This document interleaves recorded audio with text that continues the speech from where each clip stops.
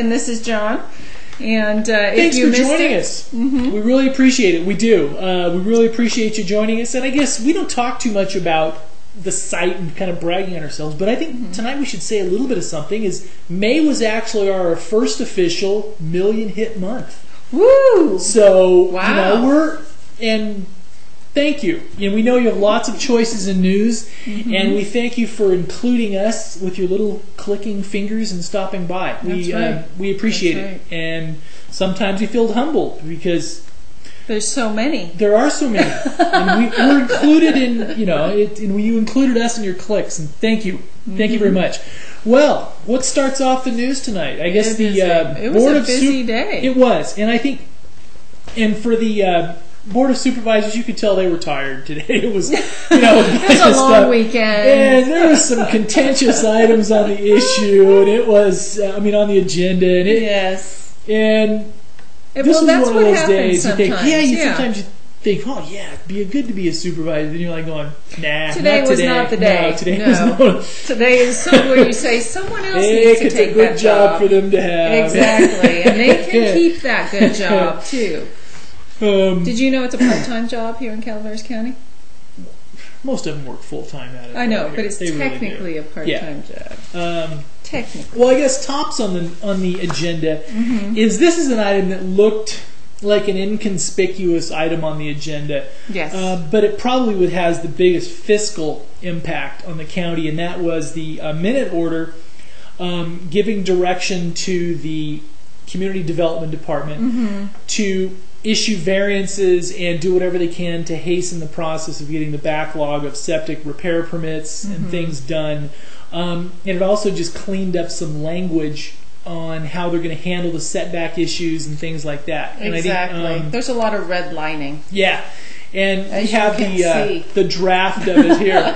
That's the second page of redlining. And in essence, what this will do is this is a compromise worked out between members of the building community, the real estate community, the title community, and the community development department on trying to fine-tune language that alleviates a lot of the problems and I guess pressure that's been from the community side on the department, because there was some interpretations of setback issues in the latter part of 2006 that in essence made a lot of these older lots and smaller lots unbuildable, or some people say that's too small a word, too strong of a term to say unbuildable, but it would have made it so they weren't as desirable because it made the configuration of where you had to put a dwelling. The dwelling. Yeah, and so the house would basically have had to have been a tower, so to speak, small footprint. So you want a 2,000 square foot house there? Was that this wasn't actually a change in the ordinance, it was a change in the interpretation of the ordinance. Correct. And so that was actually addressed today through the minute orders. Yeah, I think it was cleaned up because basically, and you can tell that the supervisors are tired of their phones ringing on this issue, especially District 3 supervisor, because a lot of those were in Marita's district, and you could tell that the supervisors wanted this done today. They wanted to make sure this got passed and done today. So basically, this is a minute order that gave direction to the department on how to proceed with these. With the added caveat, I guess, is that this is to be interpreted that they have the direction to get this done as if the resolution had already been officially passed by the board.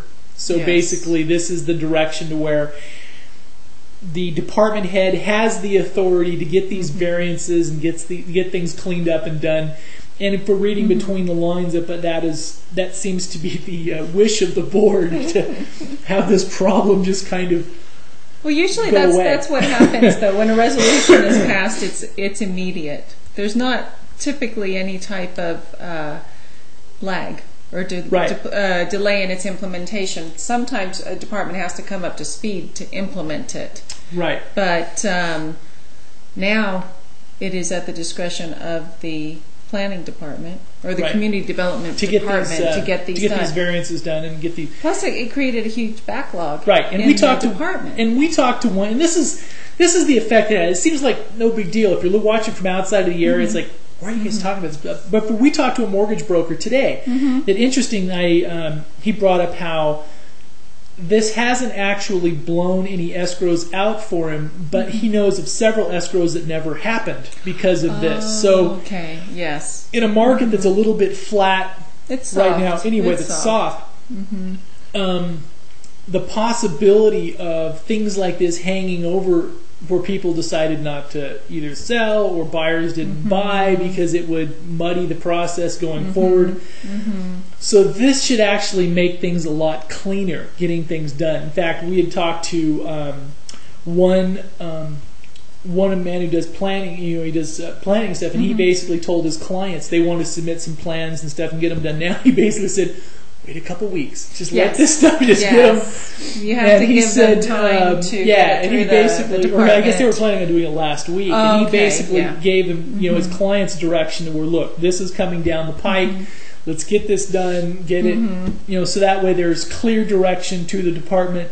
And I think that has been given now, and so I think this is a good thing for the economic environment in the county, because Calaveras County is largely dependent on tourist dollars, obviously, but on real estate, construction, and stuff like that, because we need those property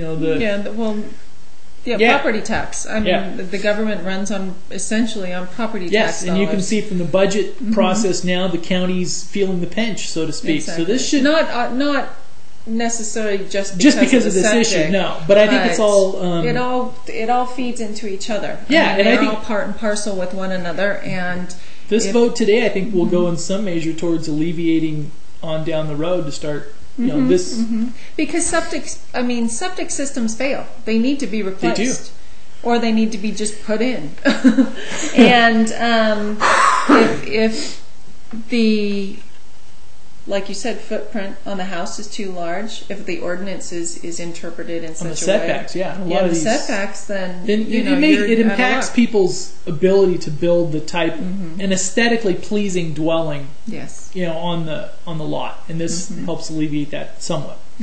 Also on the board, there was a. It was just contentious. It was one of those. One of those items to where it was. Can you tell he was the one at the board meeting today? It was like building and planning day. Yeah, it was, but variances and. Item number 16 on the agenda was the planning. A possible board action or variance for Robert and Joanne Bunton appealed the plan director's decision regarding a setback variance on a property in Dorrington. And this one, it was in some ways it was very sad, because you could tell it was neighbor versus neighbor. It was there was a lot of angst involved. And when this one finished with the agenda, you could tell everybody was just tired. And and sometimes that's what happens with setback variances. I mean, setbacks are in the code and building code, and they are there for a reason, as far as you can have your garage X amount of feet from the property line or from the curb at the front of your house. And sometimes people want to build a dwelling, maybe a mother-in-law's quarter or a garage, as in was in this case, and they only have so much land. I haven't seen this property, but they only have so much land to build on, and they apply for a setback variance. And then what happens? Well, one of the issues that came out is their driveway is really steep. Yeah. So in the summertime it's passable as long as they have the pine needles swept off. But in the wintertime it's virtually unusable. So this was basically so they could put a garage at the bottom of the driveway to be able to house vehicles, and I don't know who was right or wrong on this, but it was a tiring issue. Yes, and those of you who have been following county news for years know that this happened a few years ago in San Andreas with a garage that was not built to county specifications. See, and it was passed off. It was signed off, but it did not fit in with the residential neighborhood, and it was, I mean, you talk about board meetings that were contentious. That would be it. The other one that, the bus funding bill? The bus funding? It passed 4-1. Imagine that. They waited. Yes. They tabled that till they had a full board. Yes. So the buses, we have, I think it's, what was it, 4 or 5? Let me look at my little notes here. We really like Supervisor Tryon, but he's not a big fan of public transportation. No, because government loses money on it. Right. That's why. And 5. It was 5 2008 buses. Yeah. And in the amount of $722,000, $722,070.45. Well, the good thing, if you're looking at doing spending time on county transit, you're gonna have some spiffy new digs to roam around the county in. Woo! Right? Actually, what's really great about county transit is that you can actually get from our county down to the Sacramento airport taking transit. Wow. You're taking multi-county transit at that point, but you can actually switch buses and get on light rail and go down there, and you can make it work, so you don't have to park your car. Very nice. That sounds good. Yeah. So that was basically, those were the big deals in Board of Soups.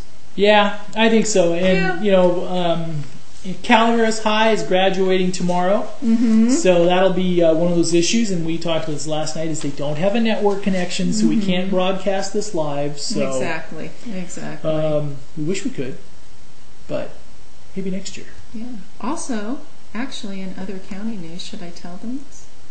Sure. According to another local newspaper, they are about to fill the general plan coordinator position after 8 months of looking. Wow. So, and apparently, according to this article, it is in the Calaveras Enterprise. Yes. The most qualified applicant has planning experience and is quite experienced in the whole general plan process. Interesting. But we have not verified that because we don't know who it is. So I will just tell you that they have apparently found someone. Looks like they're getting closer to fill that position. To fill that position, which is a good thing because we need to get the general plan done so that there can be some adherence to the general plan when making planning decisions. Who needs a general plan? Just have it chaotic. Just. I don't think he meant that. I don't think he meant that. Just kidding. So. Well, I mean,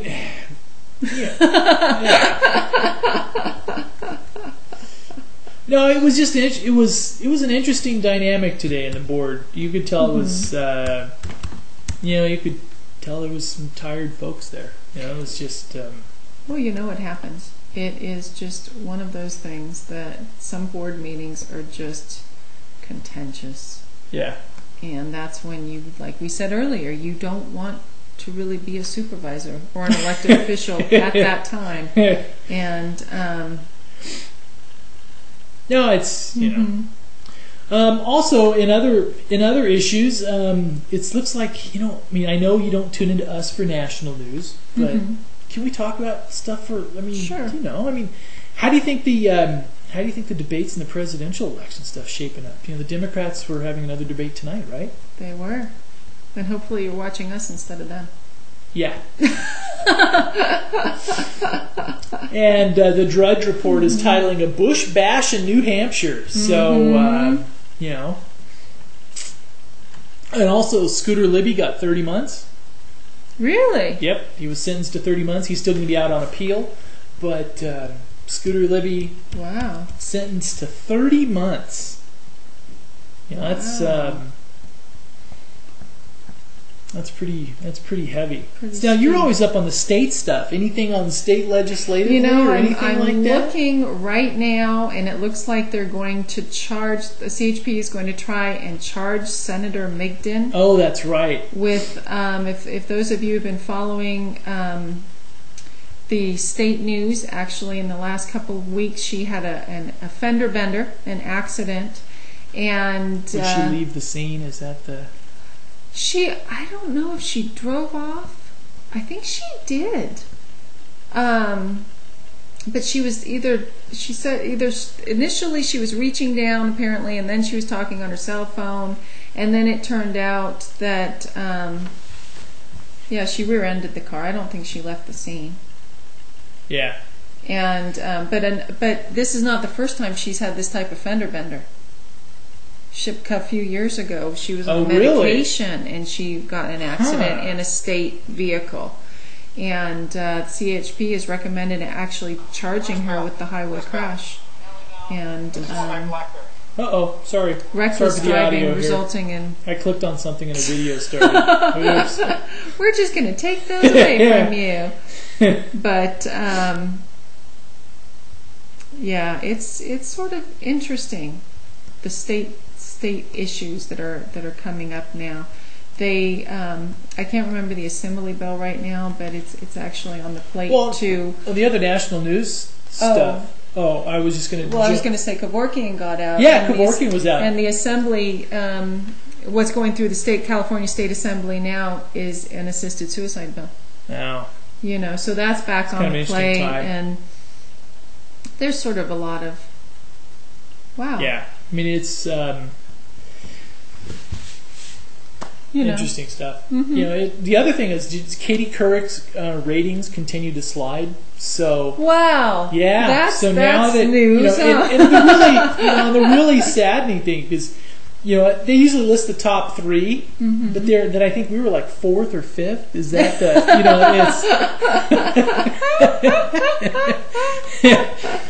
it's that national poll from from Bangor, our viewer from Bangor, Maine. That's right. Right. That's right. Definitely.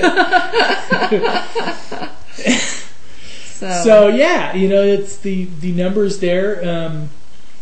Google's stock price is at an all-time high again. And this mm-hmm. is the thing that is really, really wild, and it's a lot. Google is becoming all-powerful. So because about 50% of the traffic on the Pine Tree is Google-driven, mm-hmm. and people will search for a term that we had an article on or something like mm-hmm. that, and it drives the traffic to us. And it's really to where they are the arbiter of what people see, in some ways. It's an interesting, yes, there's still Yahoo and some of the others, but, it's... Google has embedded itself, too. Like if you download Google, you can when you download Mozilla, right? You download Google, their toolbar with it, mm-hmm, and, yeah. Mm-hmm. So it's kind of an interesting thing to watch, to see Google expand, because they were just like this little search engine, and it's and it's the change of the web. Mm-hmm. It's really a change of the web, because if somebody would have told us that, because people have asked, well, what are you trying to do with the Pine Tree? Why'd you start this up in the middle of nowhere? And if people would have said that we would have gotten the traffic that we're getting based, in a county of 50,000 people, they would have like, yeah, right, never happened. But a million hits is pretty good. Not bad. We'll take it. Mm-hmm. Also, another kind of comical thing on national news is Rudy was explaining his abortion stand, and lightning struck. Oh! I didn't hear that. I don't care where you are on the abortion issue, but it was kind of a funny little thing to where... It's very timely, I guess, if you were looking at it that way.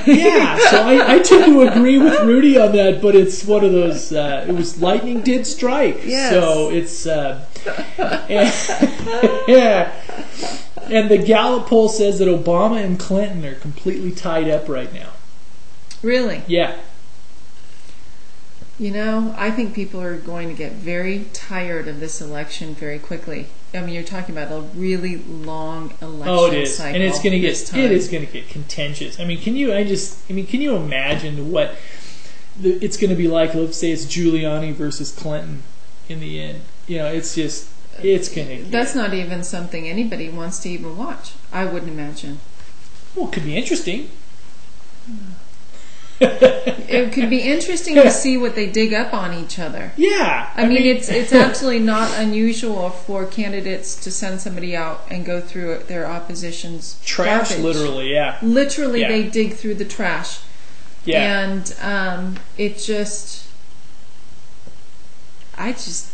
the thought of somebody digging through your trash. Of course, up here, I take my trash to the dump. They'd have to get into the that's dump true. thing Yeah. and follow me but, in. I guess not that there's anything there that's interesting, but they literally dig through your trash. Now they do that in the supervisorial races here in the county, don't they? I've never seen them dig through each other's trash, but it happens in Sacramento. Really? It does. Oh boy! Depending on how contentious the race is and who they hire to run their campaigns. Yeah, in the bizarre news, and this has a local twist because this was from Fresno and the Valley, and this is the in Yolo County. I mean, this has stuff to count. This is the attempted.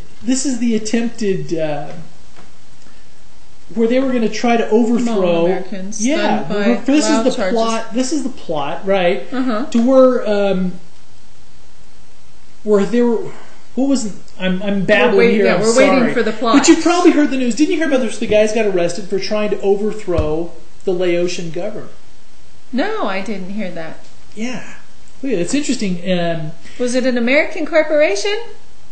Well, no, it was just a couple guys here. It was guys here. Many of the thousands from Hmong refugees fled the United States among the Vietnam War never accepted the communist government that took power in the native Laos. Actually, I did hear about this. Come to think of it. Basically, there was a couple guys over here that were trying to get some Stinger missiles and everything else. It was kind of a do-it-yourself coup. Well, that is not unusual. It was like, what are we gonna do? Well, the coup part of it, maybe. Let's do a.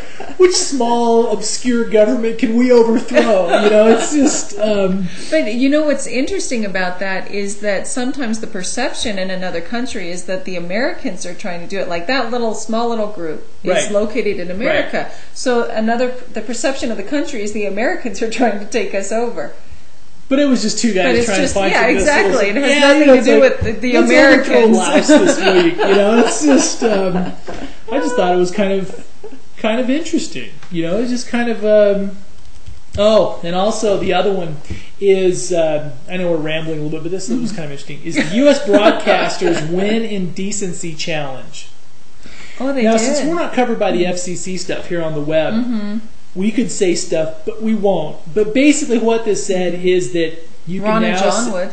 Yes, but now you can say the F word during primetime television now, and also the SH word during primetime. And I don't think that's a good thing. But they'd overturned, so now you can that is... I thought their challenge was, though, that... You couldn't, not on primetime, but later on, and in cable. U.S. Appeals Court rules did that punish broadcasters for accidental use. So I guess they would have to be accidental. So basically, because there's still words you can't use. If they accidentally use the F word on a live broadcast, correct. And they can prove it's accidental. They don't get. There's no damage. And obviously this stems from the whole Janet Jackson Super Bowl situation a couple of years ago. And that wasn't. And people thought that her little appendage might as well have been profanity, right?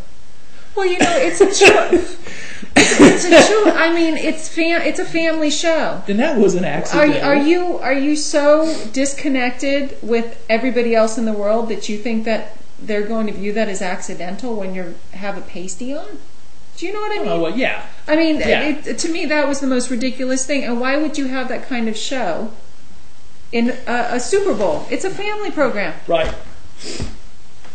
And I could wear pasties and ruin, but I don't think anybody would want to see it. No, that would truly be indecent. Then they'd be pushing for decency rules for the web, and they'd point to the pine tree and say, "That's John Hamilton." That's just not indecent. That's just wrong. That's just wrong.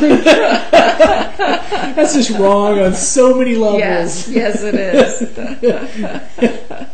And in other news, we have 24 new species that they have found. Wow. Including a fluorescent purple frog. Really? Really. It's in Suriname. Should they do that? That should be like for the purple haze, for like Bret Hart, huh? Yeah, the purple frog. Maybe they should get one of these purple frogs. Huh. Distinctive purple markings, and 6 new types of fish, and 12 beetles, and 1 really ant species. Sorry, this is really going to get obscure though. But did you see the thing a couple years ago? I guess there's this one toad that if you lick it, it's hallucinogenic. Yeah. Okay. But you ever think about this? Is like, who was the first one to lick it? It's like, dude, lick the toad. It's like, oh man, you gotta. I mean, it's one thing to, but it's like, how do you know? I mean, it's whoever thought that was a good idea. Frog eaters.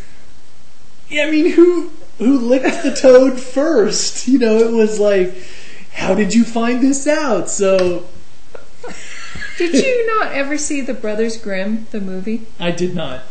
Oh, I think I saw parts of it. She licks the toad, the mother toad. It's like kissing the toad, I imagine, so the toad will lead them out of the forest. Aha. So there's probably some sort of ancient story about licking a toad that somebody actually decided to take to heart, and that's how they found out about the hallucinogenic properties of that particular toad. Mark my words, that will be the explanation. You know, if I was a guy, or I mean, if I was a single guy, I guess you could do it to where it's some type of a dating ploy. You know, you could say that. Oh, that would be disgusting. If you know, I mean, that's kissing. That's just wrong. I tell you what, if you're single out there and you're like on a date with a woman, do not ever tell them that you licked a toad. That's just disgusting. That wasn't the point. You said that if she licked you might be hallucinogenic product. We're on to a different topic because we're not going there. Just kidding. All right. Okay.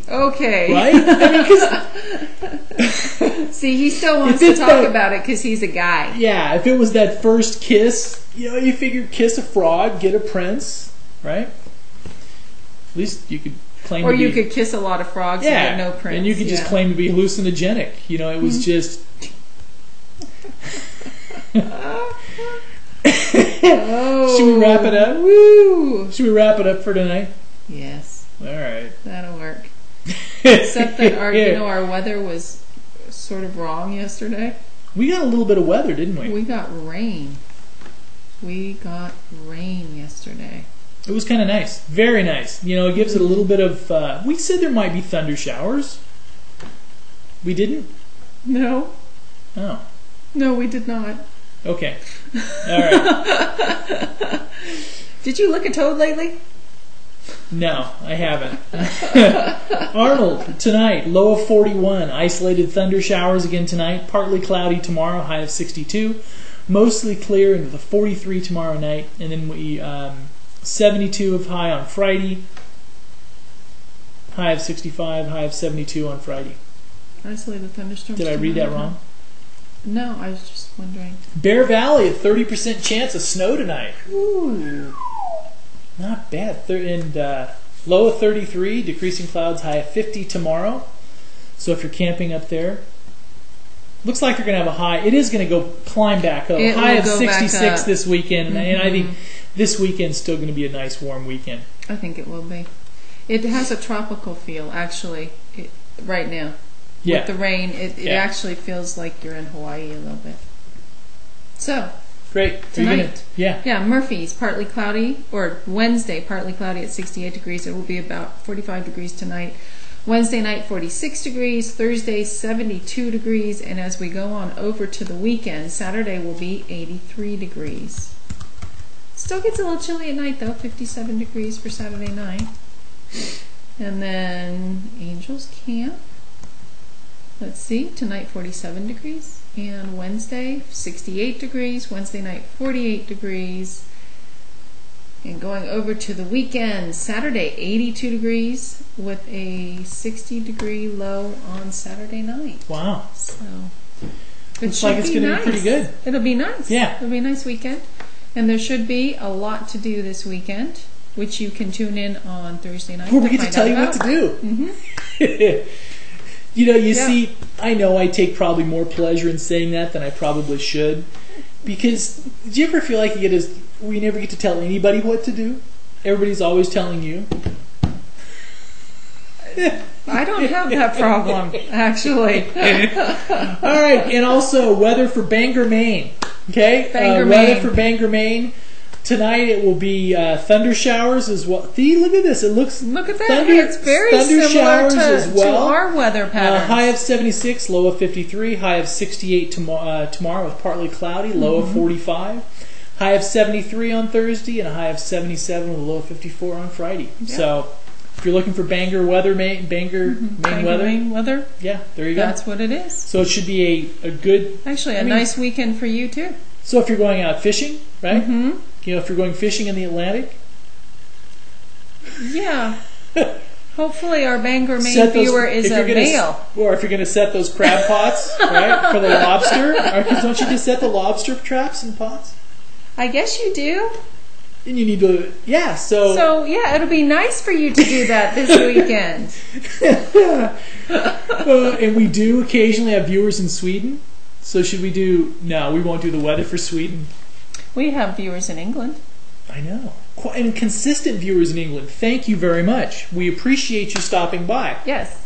Now, next time you're over here, come make sure you support our advertisers and buy goods and services for people who... What about Germany? Do we have Germans? I don't know. Well, hang on just one second. Just 1 second. Here we go. We are now a work in progress. We're seeing us research as we go along. Here we go. Let's see.